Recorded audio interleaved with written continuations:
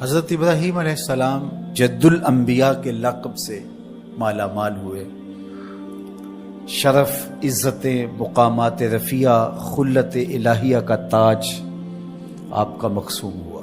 لیکن تاریخ دیکھیے کہ جس ماحول میں آنکھ کھولتے ہیں وہاں چاروں طرف کفر ہی کفر پھیلا ہوا دکھائی دیتا ہے۔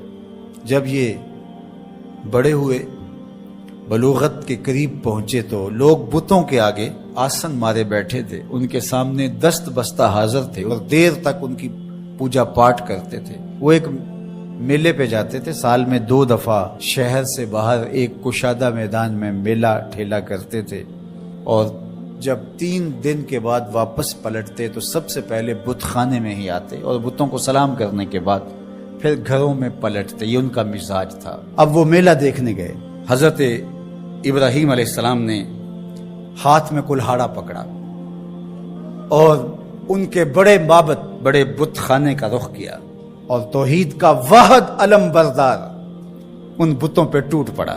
فجعلہم جزازا، ٹکڑے ٹکڑے کر کے رکھ دیا، لیکن بڑے کو چھوڑ دیا اور کلہاڑا اس کے کندھے پہ رکھ دیا۔ 3 دن کے بعد جو واپس پلٹے تو سب سے پہلے وہ معبد میں جاتے تھے، جب جا کے دیکھا تو خداؤں کا تیا پانچا ہوا پڑا ہے، سر پہ ہاتھ رکھ لیا، رونے لگے، ہمارے ان خداؤں کے ساتھ یہ کس نے سلوک کیا، ہائے یہ خدا بھی مر گیا، یہ خدا بھی مر گیا، یہ بھی مر گیا، اور بے بسی کی تصویر بنے، چیخو پکار پڑ گئی، شاہی دربار تک چیخیں پہنچی، سارے آیان سلطنت کرسیاں بچھائے بیٹھ گئے، سوچ بچار کرنے لگے یہ کیا ہوا۔ من فعل ھذا بآلہتنا انہ لمن الظالمین، ہمارے خداؤں کے ساتھ یہ کس نے کیا؟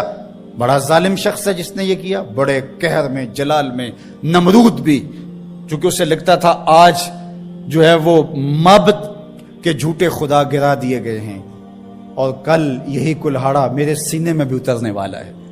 اسے اپنی جھوٹی خدائی بھی ڈولتی نظر آ رہی تھی۔ وہ کہنے لگا کون ہے جس نے ہمارے ان معبودوں کے ساتھ کیا؟ قالوا سمعنا فتى يذكرهم يقال له ابراہیم۔ تو کچھ لوگوں نے کہا ایک نوجوان ہے اس بستی میں جس کا نام ابراہیم ہے۔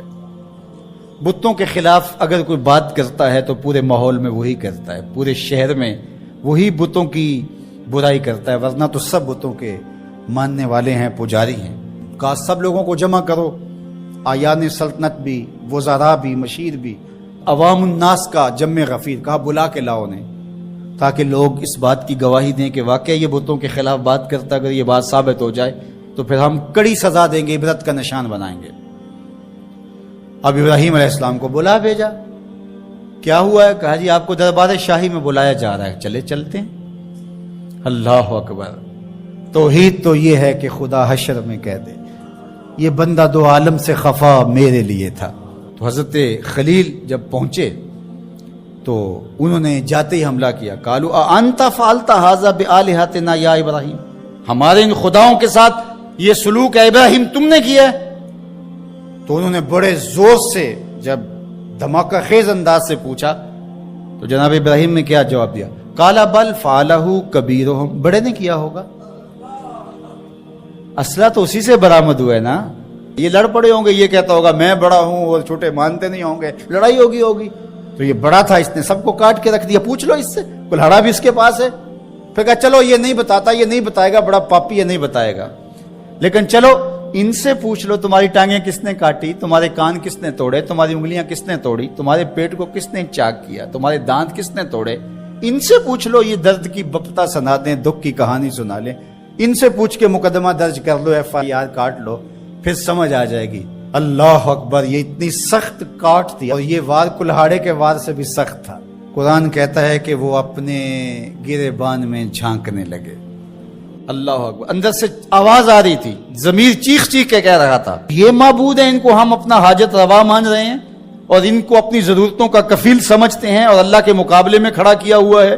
ثم نکسوا علی رؤوسہم، پھر گردنوں کو جھکا لیا، آنکھیں نہیں ملا سکتے تھے جناب خلیل اللہ سے۔ یہ وہی لوگ ہیں جو چند لمحوں پہلے یہ کہہ رہے تھے انت فعلت ھذا بآلہتنا یا ابراہیم، ابراہیم ہمارے خداؤں کے ساتھ یہ سلوک تم نے کیا ہے۔ یہ کڑک کے جو بول رہے تھے، اب قرآن کہتا ہے کہ ان کے سر گھٹنوں پہ پڑے ہوئے تھے اور بول کیا رہے تھے؟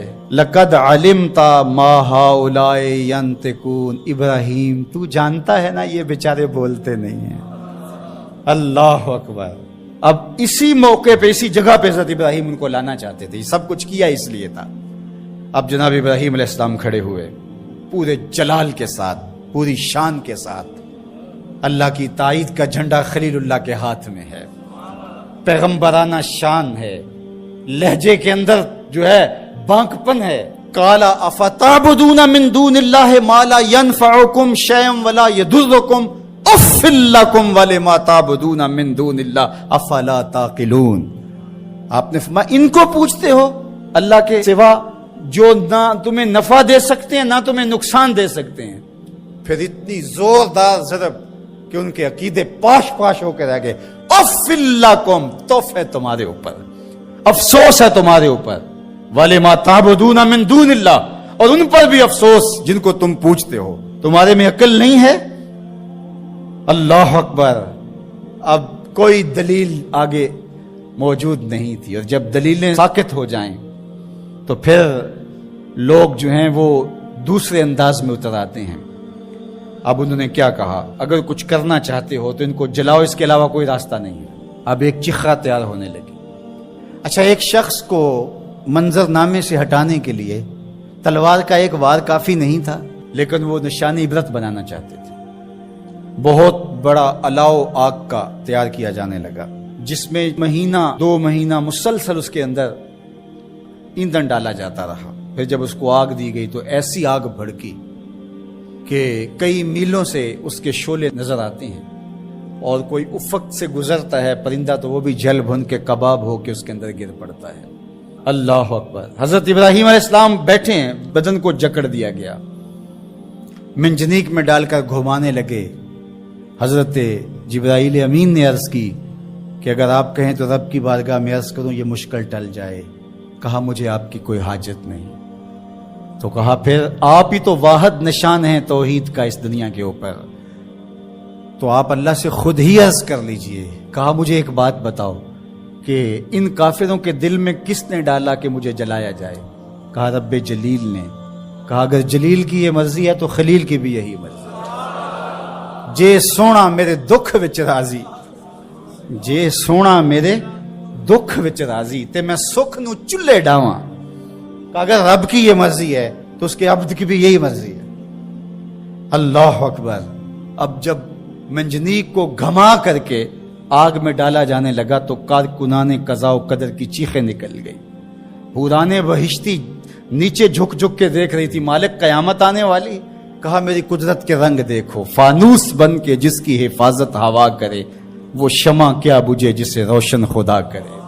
تو فرمان رب آگ کے نام آتا ہے، قلنا یا نارو کونی بردم و سلامن علی ابراہیم۔ ہم نے کہا آگ میرے ابراہیم پر سلامتی کی ٹھنڈی ہو جا، اتنی بھی ٹھنڈی نہ ہونا کہ میرے خلیل کو سردی لگنے لگ جائے۔